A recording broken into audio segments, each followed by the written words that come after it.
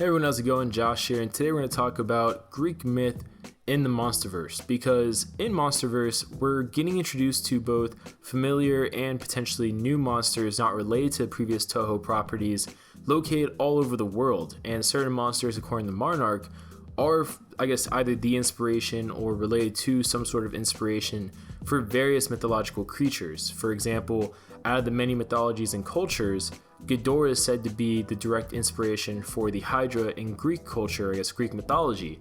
And Greek mythology seems to be a very prevalent mythology to have a lot of influence within the MonsterVerse, because, for example, the mysterious eco-terrorist organization is seemingly named Argo from recent toy sets that have come out. And in Greek myth, Argo was the ship used by Jason and the Argonauts, hint, Argonauts, to retrieve the Golden Fleece.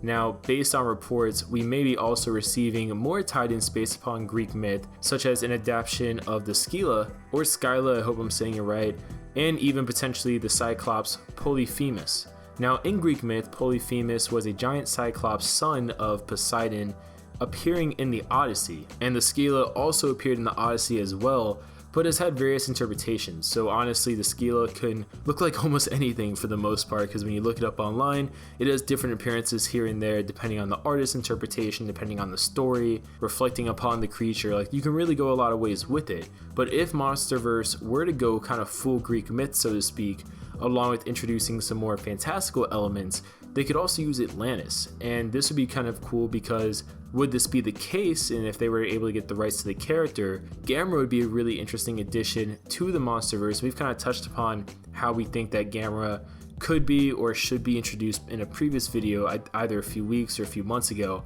But since we've already seen things like underwater temples depicting the Titans and stuff like that from trailers of Godzilla King of the Monsters, it'd be really cool if maybe they decide to just build upon that and kind of really world build the MonsterVerse to even be more embracing of the monsters, but also, I guess, more embracing of some of these more fantastical elements that could really just kind of give it more entertainment and enjoyment, because really at the end of the day, that's what it's all about, right? We just want to be entertained and enjoy what we're watching. But besides Greek myth, it'd be really cool to also see maybe some other mythologies provide inspiration for new monsters as well, because they've also hinted that just like Ghidorah was inspiration for the Hydra, it was also the inspiration for the Rainbow Serpent, which isn't from Greek mythology. Instead, if I remember correctly, that is from Australian mythology, like Aboriginal culture. So it'd be really cool to see if that was also used either to further explore those kind of mythologies, or even if other mythologies from, let's say, I guess like dragons from like East Asian culture, or if something from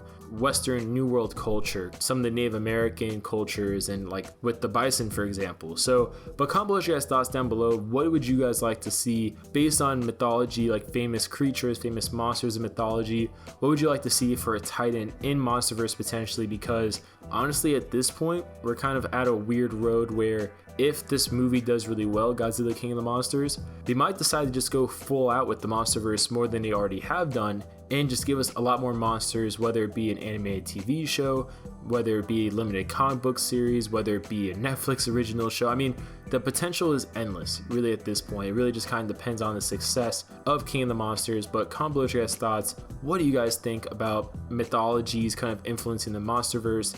And out of all of them, which one would you like to see more influence of? Comment below, and we'll see you guys later.